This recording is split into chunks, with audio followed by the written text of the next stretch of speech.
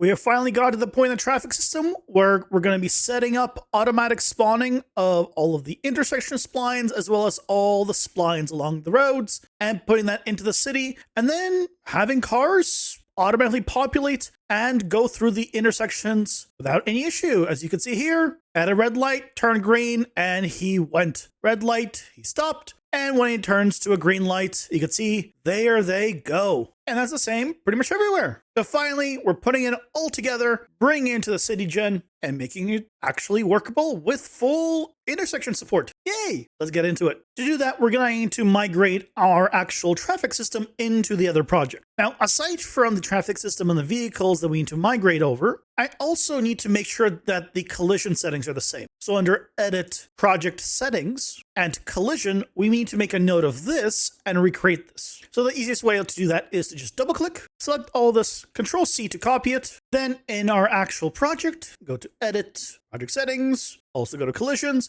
and here we can go ahead and add a new object channel. You just paste this in and set it to be ignored by default. Hit accept. And same thing for the other one. I'm just gonna double click on it, select it all, copy it, and then add one more, paste it in, set to ignore by default, accept. So that way, when we migrate this over, it will automatically relink this. So now we can just go ahead and just select both of them, right click, and select migrate. You'll see that it has selected everything inside the traffic system and the vehicles because they're all tied together. We just hit OK. And then you bring it into the content folder of the project you want to migrate to, and then hit select folder. It'll go ahead and migrate things over. The files disappear here. I, to this day, do not know why. If you were to restart Unreal, they reappear. They're not actually deleted, but for whatever reason, it makes them vanish from the content browser until you kind of reload Unreal typically. In either case, in our actual project, you now will see traffic system and vehicles. So everything's been brought over. And if I open the car blueprint, you'll see here the traffic road object type in the sphere trace is automatically hooked up all correctly. If you'd migrate first and then add the actual collision settings, it's fine. I did that the first time I tried this. Just make sure to re-add them in exactly the same way with the same name, and then they will automatically get re-updated here. So awesome, we now have the traffic system all migrated over. So we need to focus on two things. The first one is the intersections, and the second one is the roads. That doesn't necessarily need to be in that order, but let's go ahead and do the intersections first. We're already spawning all of the intersections, all the four-way, all the three-way, right? We're already spawning them, so we know their placements. That's already configured for us. If I open up the PCG graph that's spawning all of this, right over here, we have our dead ends, our T intersections, and our four-way intersections. So we already have places we're spawning them in the right place, so we can make use of that to now spawn predefined setups for those intersections. The way we're going to do this is simple. I'm going to just make a new level here, just for convenience. Then I'm going to go where my level instances are and the PCG data assets are for the intersection. So here's the four-way intersection. So you just drag it out, and I'll place it right at origin. So, okay, so here this is. So now we need to set up the intersection. To do that, it's very simple. We go to our traffic system, grab our road spline intersection, and just drag it in. And now we can figure out how do we want it to go. Now, this is clearly a one lane setup. So what I'm going to do is I'm going to give them the option of going straight and then going right. I will not do left turns, because then I have to do like one, then the other, right? One, then the other. This way you just have both go, both go. But I do want to have the right turn, so in here, I'll just hit add ourselves a spline, and then we can go ahead and grab the spline and position it. So let's say something like this. That seems good. Now I can just go ahead and copy it around. Before I do that though, I do want to do one thing. I want to search for a tag here. I'm going to give it a tag. I'm going to give it the intersection tag. The reason why I'm doing that will be explained in a little bit, but just know, add the intersection tag now, or whatever tag you want to kind of distinguish these. But from here, I can just go ahead and make copies of them and position them for all of the other directions, just like so. And to make sure that two of them are set to a different number, so I'll select the two opposite ones, doesn't matter which one, and the light number will just be 1. So these two are 0, and these two are 1, so that way, first this direction goes, then this direction goes. And we should not to forget to put in the traffic intersection in here. Now, this is way too big, clearly. It was designed for another setup, so we can either scale it down or we can adjust the defaults. Here under box, we can just scale this down, for example, to 1,000 by 1,000. You see it's getting smaller, maybe even like 700. I'll even go as low as 600. So that way this stuff is still encapsulated, but we're not going way out. There's really no need. So now with this selected, I'm going to shift select all of these guys. So basically I want to select everything that we just put in, all of the splines you can see, and the actual volume, right? Once you have everything selected, it's easier to do this in the outliner. So just right click on any of these, go to level and create a level instance. Now we don't want external actors, and the pivot type here is important to change this to world origin. The reason we want this at world origin instead of relative to its own location is because we wanted to line up with where we had the actual intersections themselves spawning. They're based off of the world location, which is why we put it at the world and then built on top of that. So to make sure that the pivot lines up exactly, I'm also using world here. So then we can just say okay and place it wherever we'd like. And you don't need to save this when you're done. You just go ahead and make a new level every time, drag in your stuff, and do that for the same thing for the others. The only one that's different is the dead end. For the dead end, I'm actually not going to be using the intersection splines. I'm going to be using the regular road splines. The reason for this is I actually don't want the cars to stop anywhere here. I don't want a red light. I just want them to turn around. So I'm just going to kind of position these points and then just adjust the curve so that way it's going where I want. To effectively make the car just make a little U-turn right along this. But I still want to, on the spline, give it an actor tag. So under tag, again, add the same tag as before, intersection. But this time we don't need the volume at all. We just need this guy. That's a little bit of a pain in the ass to select the actual actor, because if you right click on it, it'll try to select the spline points. So I still recommend with it selected, just right click in the outliner and then go to level, create level instance, not external actors, world origin, and then you just save it wherever you need. I already have one. I'll just overwrite it. It's fine. And then you're just left with this guy here, a nice U-turn. So now let's go back to the actual city gen and make those automatically spawn in.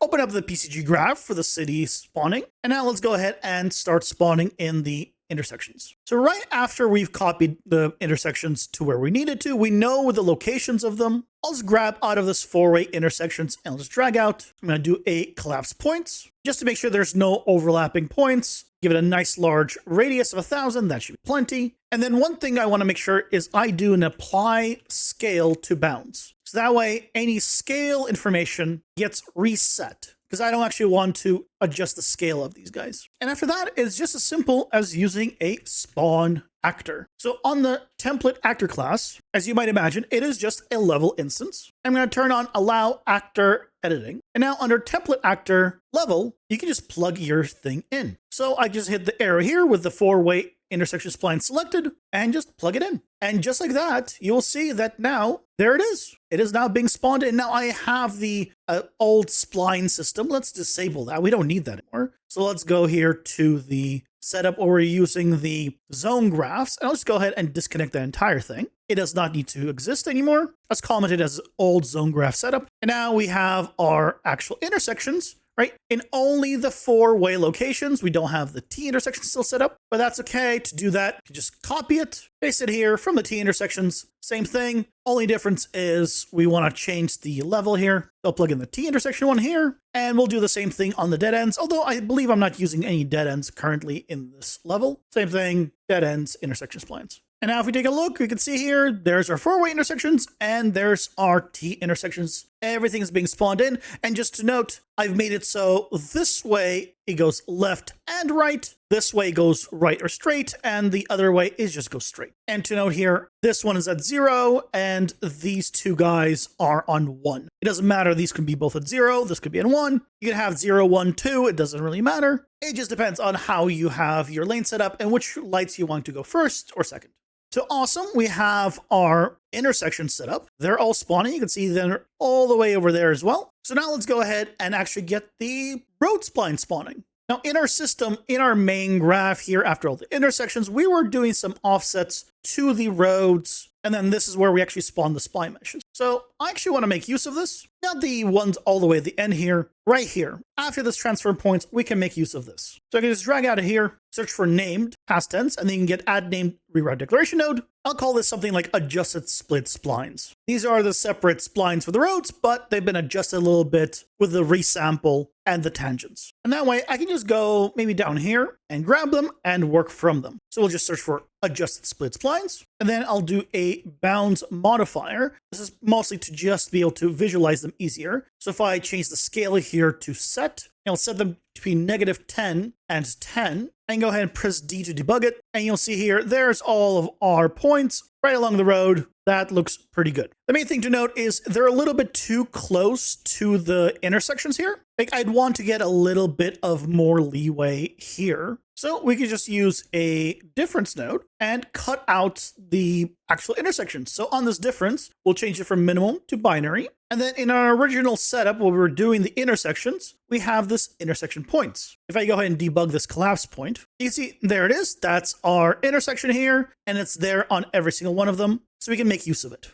So I'll just right click, grab ourselves the intersection points, and plug those into the differences. The only note here is they were small. So really, we should be doing a bounds modifier and then into the difference, because here we want to also adjust the bounds to make them a little bit bigger. Instead of scale, I'm going to just use a set here, and I'm going to set them to be minus something like 500 in XYZ to 500 in XYZ. You can play with this value. But if I was to debug it now, you can see here, it's about the right size for the intersection. And for example, if you look at this T intersection, we're going to go from this to this. So again, it's just going to remove those last little points that are just a bit too much into the intersection. There's a few ways of doing this. You could just also remove like the first or last points. This way just guarantees that it's just going to be the intersection ones or around the intersection. You could also increase the bounds to remove more points if you wanted to, for whatever reason, have bigger or smaller. You just have more control this way for other scenarios. So I'm just showing it this way. But from here, I want to do a 2-point conversion. So I'll just search 2-point and grab that. So now we have points instead of spatial data. And I'm going to use the PCG-EX nodes that we have here, starting with offset. So we want the Clipper2 offset node. And if you're not familiar with the series, by the way,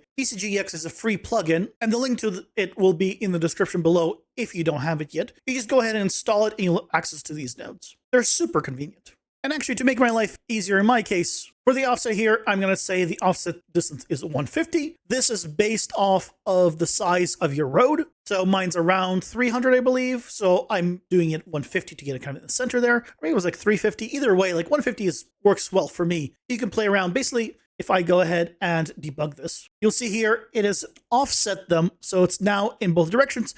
Don't mind this yet, right? We have points going all the way around. So don't worry about that just yet. We'll fix that. But the main thing is offset the points. The end type open, we're going to change here to but. That goes ahead and removes the kind of circular end here. It technically is still a loop though. Like this still connects here, it just doesn't have all those extra points. And we want each one of these to be separate. And by the way, the warning here, some inputs have less than 2 points and won't be processed. That's all it is. I mean, somewhere I have a spline that's just a little bit too short. Not a big deal. I shouldn't have roads that are like teeny tiny anyway. And this is mostly to do with this bounds modifier, right? We removed a point there that has made some of them that had 2 only have 1. It's a warning, things will still run, but just know that somewhere you have a spline that is too short.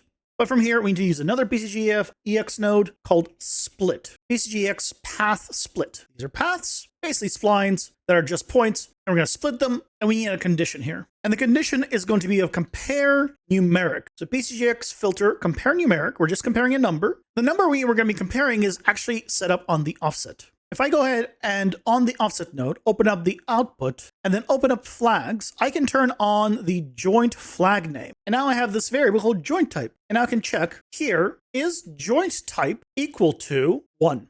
And then it's going to split it. In our case, it sets to split, but actually I want to disconnect, fully disconnect the spline wherever this is true. So where there was one continuous spline, every time it sees this piece, it goes, oh, let me cut it there. And now we have 2 separate splines. The only thing I need to change in my case is I want to reverse the order of the splines. Basically, they're just going the wrong way based on the roads, depending on whether you're living, for example, in the UK or the US, right? Cars go in one lane versus the other one. This allows you to basically say, okay, I want to flip the direction that the cars are going on that lane. And then after this, I'm going to just resample the spline. So I'm going to use a PCG-X resample node. All this is going to do is going to say, okay, whatever spacing there was on the spline, let's change that. And let's just say every 1,000 points now, we're going to say that is the new spacing for the spline. And depending on the size of the spline, you might want to go higher or more. For example, I can do 400.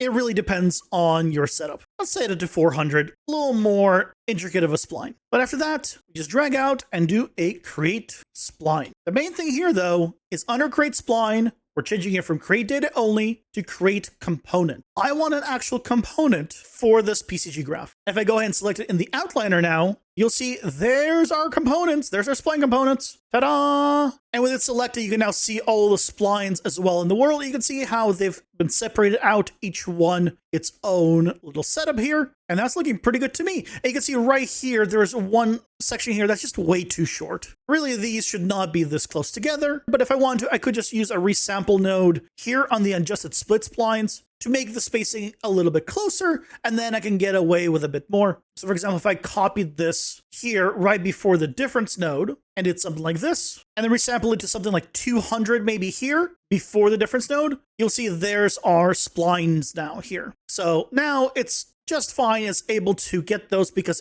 while it removed the ones here, it was enough points that this is completely okay. So just playing the resampling basically gets you the result you want, even on the shorter splines, but I don't recommend having such a short distance anyway. So okay, so now we have the actual components here. That's great, but we need to spawn the actual road splines here, not the components. Well, let's get that started. In our traffic system, I'm going to grab the traffic spawner, just grab it out, and I'm going to just move it up in the air. So there it is. And I'm going to press Control E and open it. And now we can have the system actually spawn the splines that we need. And if we need to, unspawn the spline. And the nice thing about this is it will spawn them at the locations that we just generated with the PCG graph, where the components are. But once they are spawned, we can just modify them if we'd like to, and then get rid of them at any time. So if, for example, one of the roads, just you don't like how it kind of turns, you just tweak it a little bit. And yes, if you were to regenerate it, it would put it back in the same place, but it's not tied to it. In fact, once you're ready and generate the splines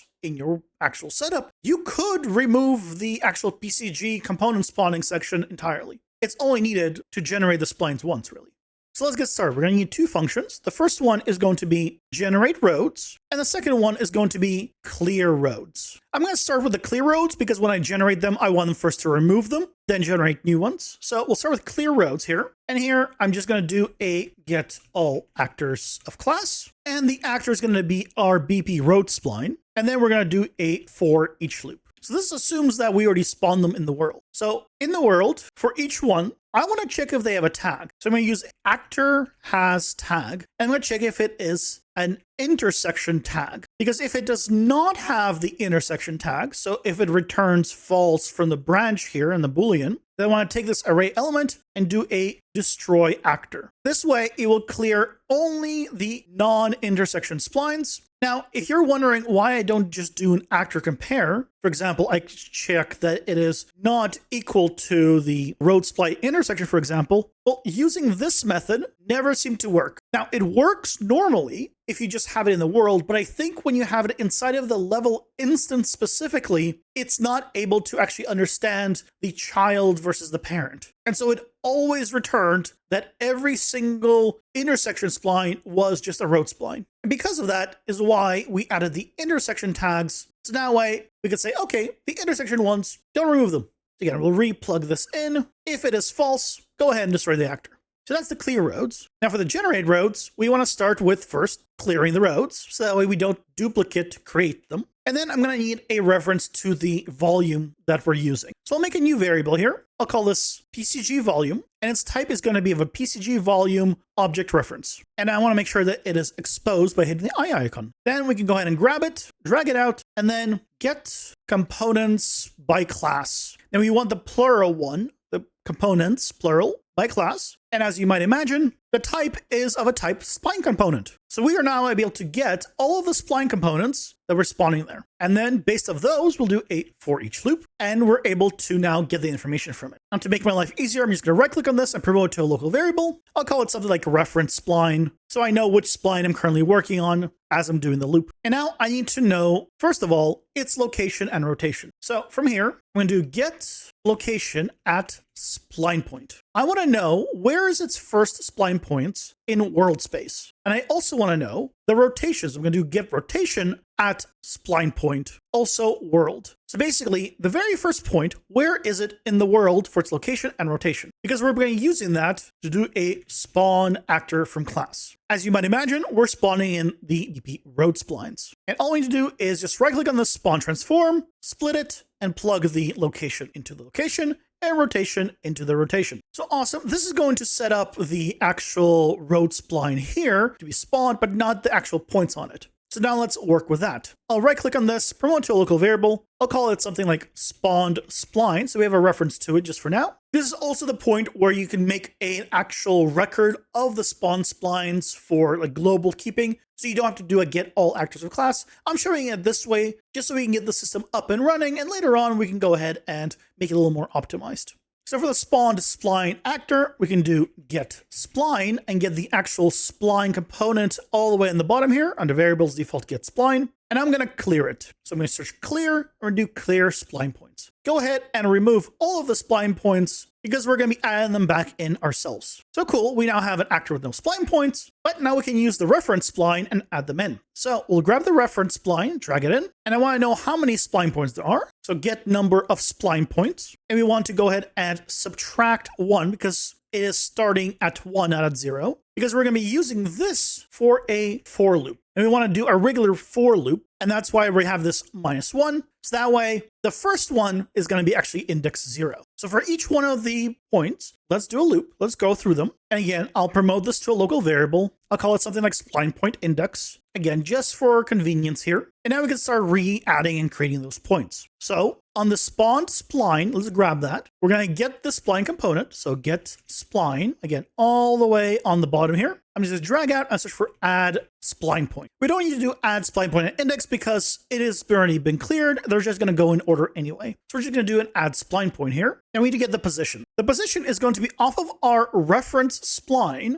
get spline point at, and that's the one we want to get spline point at. The point index is this spline point index. So I'll just grab the variable and just plug that in. And we want to make sure, again, it is world. Always be using world here. Then we have this spline point struct. So we can just go drag out and search for break and break spline point. And now we're going to have a lot more information here. If we open it up, we have the input key, the position, the tangents. Excellent. So we'll make use of most of this. The position is going to go to the position. There is a little bit of offset that I would like to do just to not have things clip by just a tiny amount. So I'll actually do an add first. I'll just move this up just by a tiny bit, by 10. I found that from this setup, it just looks a little bit better. But you can also, instead of adding it here, you can do it on the PCG graph and offset it there. It all depends on your setup and how you prefer. So again, here we want to make sure this is world. Again, every time, always world. Then after this, let's go ahead and then set the spline point type. The type is basically linear, curve, constants, etc. So we'll just drag it through. And I want to use the type that we have from this break. Just plug it in. But now it wants a point index. So let's make a little bit more room. And I'll grab the spline point index, copy it, and just plug this in just like so. Okay, so we have the location, the type. Then we'll set up the tangents. We'll just drag out and do a set tangents. You want the plural one. Set tangents, plural, at spline point. The reason we're using the plural one here instead of the regular one is because we have the arrive and the leave separate. So we can plug in the arrive tangents into the arrive tangents and leave into the leave. And of course, copy over the index and plug that in world space. I'll go ahead and just clean this up a little bit so it's a little more organized. And lastly, I'm just going to set the rotation on it. I'm going to do set rotation at spline point. Just like the other ones, we're just plugging it in. copying the index over, plugging that in. Rotation, again, is grabbed from here. We'll just plug the rotation all the way through and make sure that this is again set to world. And then hit compile. And now we're almost there. We just need to change the actual functions here. So if I just go all the way to the beginning, select generate roads here. In the detail panel, let's turn on column editor to be true. And I'll select clear roads and turn on column editor here as well. So now let's go back to the actual level here. And with it selected, we can go here to the PCG volume, and the drop down, we can just select the PCG CityGen.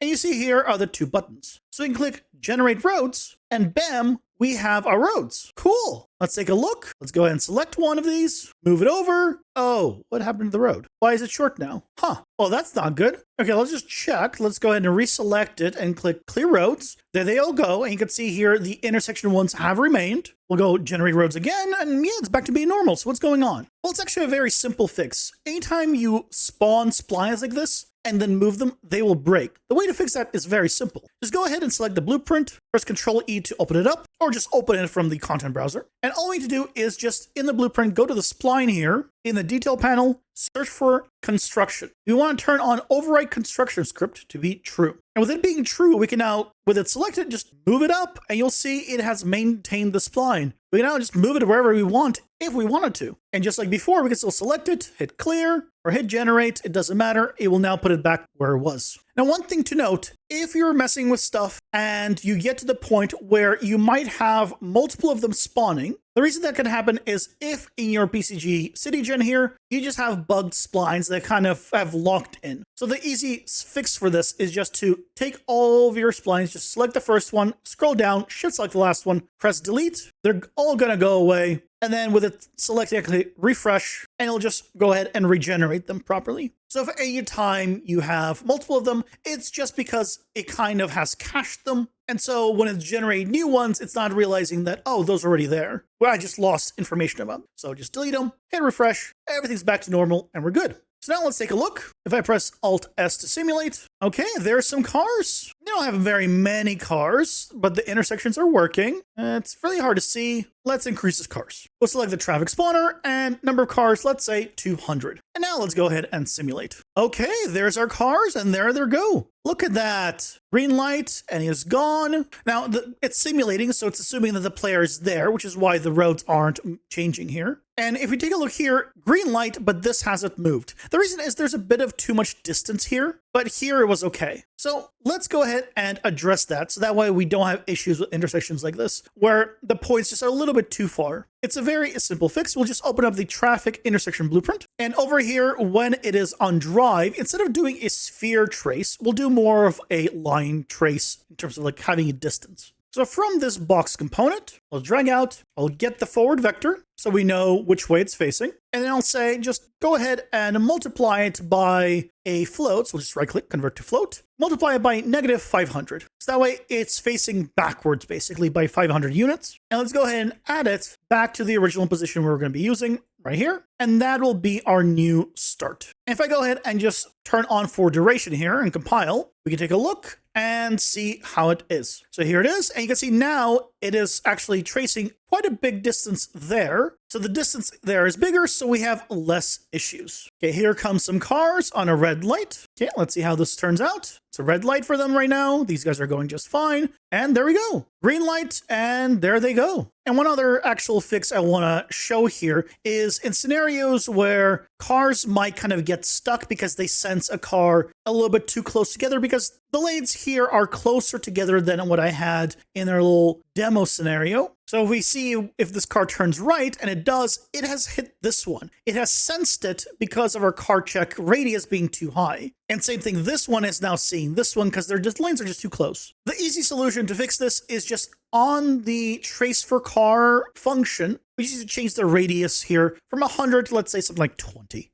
When we do that, you'll see that this car no longer has any issues turning right, assuming it does. Let's see if this one turns right, and it does. And you can see there it goes. No issues turning right here. And the other ones can continue on, turn right as they need to. And of course, I can turn off this debug. But there we go. Car spawning with full intersection support. We got there. It's not flawless or perfect by any means, but we managed to get to it, and I'd say that's an accomplishment.